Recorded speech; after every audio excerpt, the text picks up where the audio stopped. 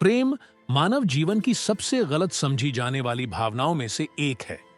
कई लोग मानते हैं कि वे सुंदरता, बुद्धिमत्ता, आकर्षण या यहां तक कि भाग्य के कारण प्यार में पड़ते हैं।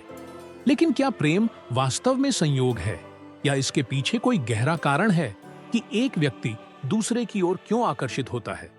जैन और बौद्ध धर्म की शिक्षाओं में प्रेम केवल एक भावनात्मक लगाव नहीं है, बल्कि एक दर्पण है।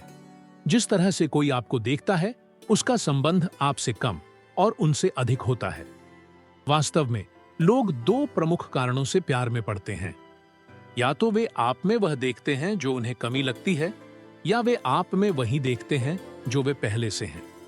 जो व्यक्ति खाली महसूस करता है, वह दूसरे में संपूर्णता की तलाश करता है। जो अधूरा महसूस करता है, वह दूसरे में पूर्णता खोजता है।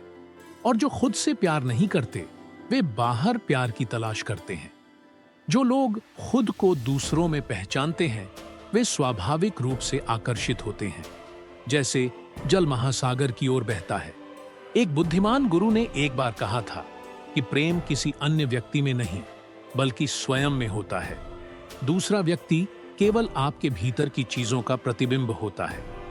अब मेरे साथ एक कहानी में चलिए जो बताएगी कि लोग वास्तव में दो कारणों से प्यार में पड़ते हैं और इसका आपके लिए क्या मतलब है। एक शांत पथिक और प्रेम का खोजकर्ता। यदि आप प्रेम को गहरी दृष्टिकोण से समझना चाहते हैं, जो जैन और बौद्ध धर्म की शिक्षाओं पर आधारित है, तो बुद्ध की गूंज चैनल को सब्सक्राइब करें और ऐसे विचारों को मिस न करने के लिए नोटिफिकेशन बेल को सक्रिय करें। एक समय की बात है, शांत पथिक और खोजकर्ता शांत पथिक, जिसका नाम नहीं बल्कि उसकी उपस्थिति की ताकत से जाना जाता था, जीवन में इस तरह चलता था कि दूसरों के दिलों पर छाए भ्रम उसे प्रभावित नहीं कर पाते थे। वह प्रेम की तलाश नहीं करता था, परंतु वह इसे नकारता भी नहीं था। एक दिन जब वह एक विशाल वृक्ष की छाया में विश्राम कर रहा था, तो एक दुखी खोजकर्ता उसके पास आया। उसकी आंखों में उदासी का बोझ झलक रहा था और उसका हृदय अनगिनत टूटे प्यार के निशानों से भरा था। गुरु, खोजकर्ता ने पूछा, लोग कुछ से प्यार क्यों करते हैं और दूसरों से नहीं? और क्यों मैं हमेशा उन लोगों को खो देता हूं जिनसे मैं प्रेम करता हूं? शांत पथिक ने कुछ क्षणों के लिए अपनी आंखें बंद की और फिर उत्तर दिया, प्रेम का संबंध उस व्यक्ति से नहीं है जिसे आप प्रेम करते हैं। यह उस व्यक्ति से जुड़ा है जो प्रेम करता है। खोजकर्ता चकित रह गया। मैं समझ नहीं पाया। अगर प्रेम का संबंध उस व्यक्ति से नहीं है जिसे हम प्रेम करते हैं, तो फिर यह किससे जुड़ा है? पथिक ने पानी से भरा एक कटोरा उठाया और उसे खोजकर्ता के सामने रखा। पानी को देखो, तुम्हें क्या दिख रहा है? मेरा अपना प्रतिबिंब, खोजकर्ता ने उत्तर दिया। और अगर पानी गंदा होता तो तुम्हें क्या दिखता? पथिक ने पूछा। कुछ नहीं, खोजकर्ता ने जवाब दिया। पथिक ने सिर हिलाया। यही प्रेम है। जब कोई तुमसे प्रेम करता है तो वह तुम्हें नहीं देखता, वह खुद को तुम में देखता है। जब पानी साफ होता है तो वे खुद को पहचानते हैं। जब यह गंदा होता है तो वे अपनी इच्छाओं को तुम पर थोपते हैं। प्रेम दिया नहीं जाता, यह प्रतिबिंबित होता है। खोजकर्ता गहरे विचार में चला गया। तो लोग प्रेम में क्यों पड़ते हैं? पथिक मुस्कुराया। दो कारणों से। या तो वे वह खोजते हैं जो उन्हें कमी महसूस होती है, या वे वह पहचानते हैं जो वे पहले से हैं। प्रेम को समझने के लिए तुम्हें यह समझना होगा कि इनमें से कौन सा कारण तुम्हें किसी की ओर आकर्षित करता है। खोजकर्ता पथिक को छोड़कर अपनी राह पर चल पड़ा। पहले प्रकार का प्रेम एक दूर गांव की यात्रा के दौरान खोजकर्ता की मुलाकात एक ऐसी महिला से हुई जिसने कई दर्दनाक रिश्तों का सामना किया था। वह सुंदर, प्रशंसित और बुद्धिमान थी। कई लोग उससे प्रेम करते थे, लेकिन वह हमेशा भीतर से खाली महसूस करती थी। एक शाम जब वे नदी के किनारे बैठे थे, उसने गहरी सांस ली और कहा, लोग मुझसे प्रेम क्यों करते हैं, लेकिन मैं अंदर से खाली महसूस करती हूं। खोजकर्ता को पथिक की बातें याद आईं। शायद वे तुमसे इसलिए प्रेम करते हैं क्योंकि तुम वह नहीं हो जो तुम हो, बल्कि वे तुम में वह देखते हैं जो उन्हें कमी महसूस होती है। वह उलझन में उसकी ओर देखती रही। तुम्हारा मतलब क्या है? खोजकर्ता ने नदी की ओर इशारा किया। यह नदी इसलिए बहती है क्योंकि धरती खाली है। पानी उस खालीपन को भरता है। जो लोग अंदर से खाली महसूस करते हैं, वे किसी ऐसे व्यक्ति की तलाश करते हैं जो उन्हें पूरा कर सके। लेकिन पूर्णता केवल एक भ्रम है। वह सोचते हुए नीचे देखने लगी। क्या तुम यह कह रहे हो कि जो प्रेम मैंने पाया वह कभी वास्तविक नहीं था? खोजकर्ता ने हल्की मुस्कान के साथ कहा, उनके लिए वह वास्तविक था, लेकिन यह कभी तुम्हारे बारे में नहीं था। वे तुमसे प्रेम करते थे क्योंकि उन्होंने तुम में वह देखा जो उन्हें कमी महसूस होती थी, सुंदरता, आत्मविश्वास या शांति। लेकिन जैसे ही उनका वह खालीपन खत्म हो गया, प्रेम भी खत्म हो गया। महिला ने अपनी आंखें बंद कर ली। तो क्या प्रेम केवल अस्थायी है? खोजकर्ता ने सिर हिलाते हुए कहा, नहीं, कमी पर आधारित प्रेम अस्थायी होता है।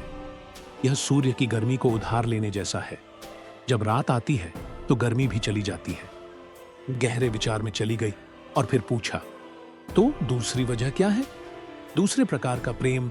खोजकर्ता ने अपनी यात्रा जारी रखी और एक गांव में पहुंचा, जहां उसने एक बुजुर्ग व्यक्ति से मुलाकात की जो 50 वर्षों तक अपनी पत्नी के साथ विवाह में रहा था। हालांकि उसकी पत्नी अब जीवित नहीं थी, लेकिन बुजुर्ग उसकी बात करते समय अपनी आवाज में गहरा प्रेम दर्शाते थे। खोजकर्ता जिज्ञासावश उनसे पूछा कि उन्होंने इतने लंबे समय तक अपनी पत्नी से प्रेम क्यों किया। बुजुर्ग मुस्कुराए और उत्तर दिया, क्योंकि वह मैं थी और मैं वह था। यह सुनकर खोजकर्ता हैरान हुआ और पूछा, यह कैसे संभव है?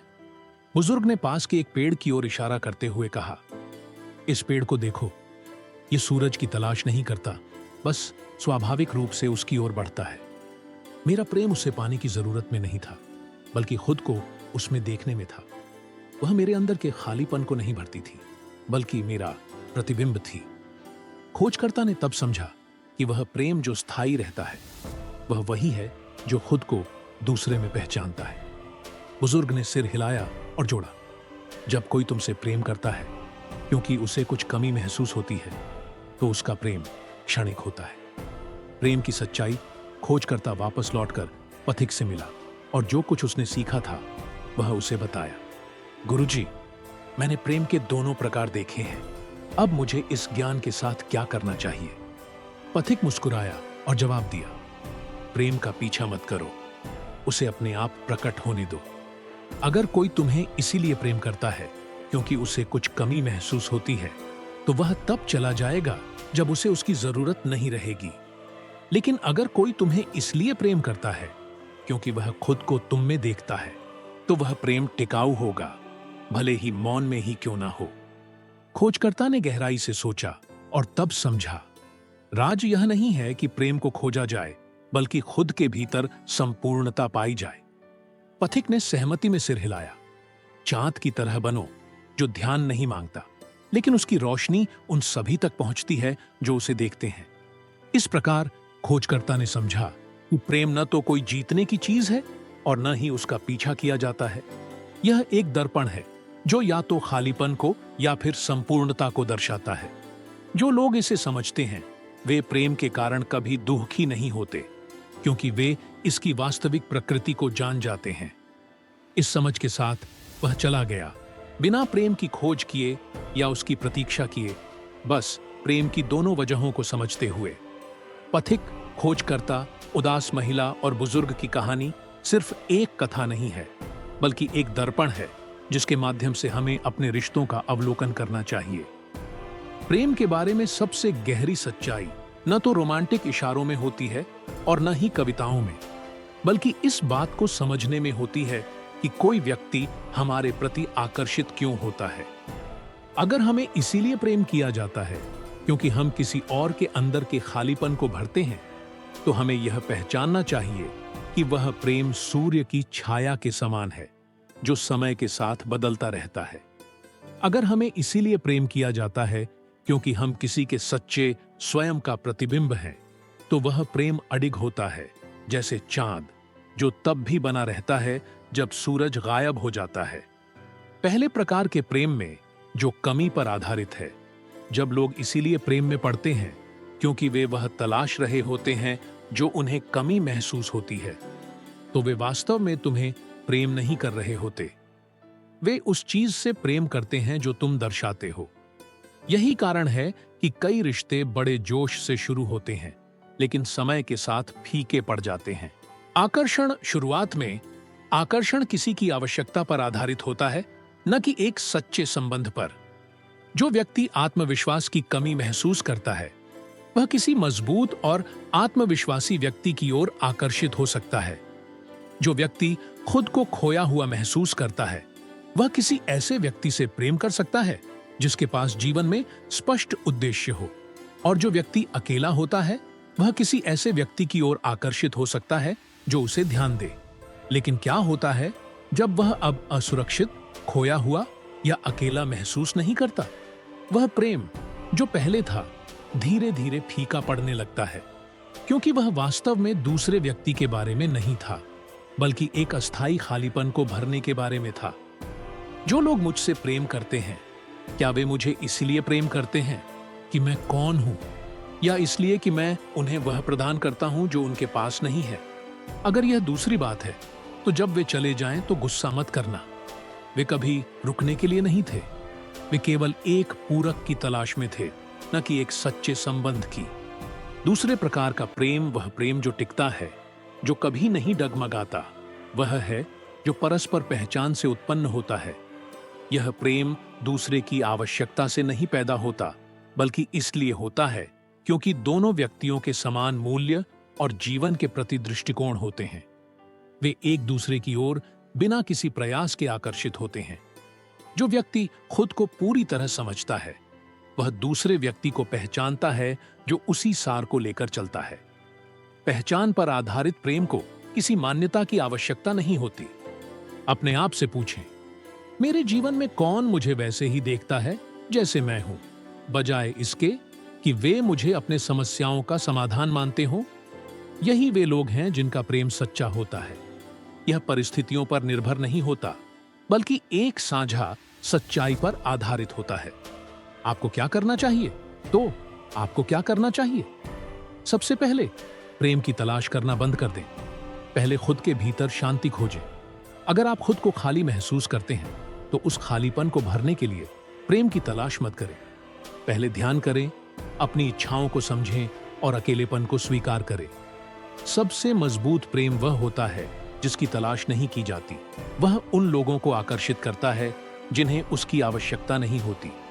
दूसरे, प्रेम को स्वाभाविक रूप से बहने दें। एक नदी समुद्र से यह अनुरोध नहीं करती कि वह उसका पानी स्वीकार करे, वह बस बहती है। जिस क्षण आप प्रेम का पीछा करना बंद कर देंगे, जिस क्षण आपको प्रेम की आवश्यकता नहीं रहेगी, वह वही क्षण होगा जब सारा प्रेम आपको मिलेगा।